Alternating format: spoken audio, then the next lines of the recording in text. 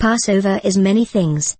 It's a freedom from slavery story, a survival story, and a celebration of spring story.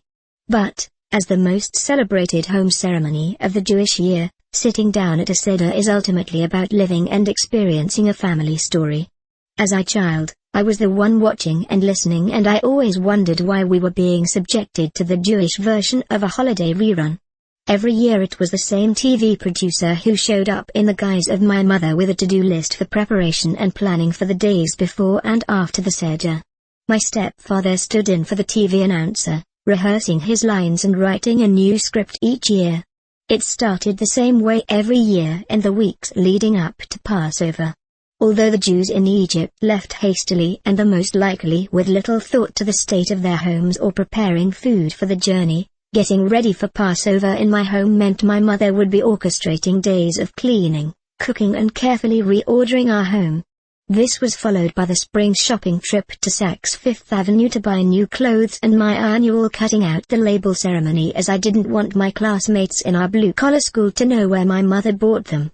Back at home, I watched my mother review her cookbooks, make a shopping list and unpack all the china, glassware and silver.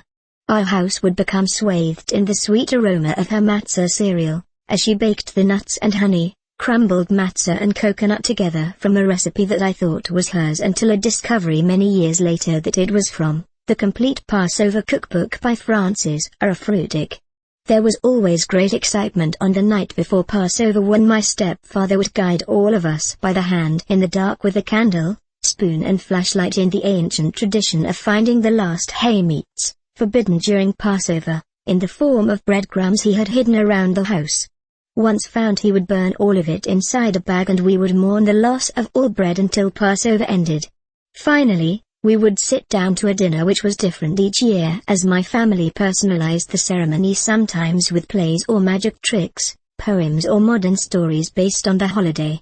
I often complained that our Seder was so much longer than those at my friends' homes, many of whom were using the Maxwell House Haggadah, one of the best marketing strategies ever created to encourage Jewish families to speed through the story and get to the good to the last drop coffee.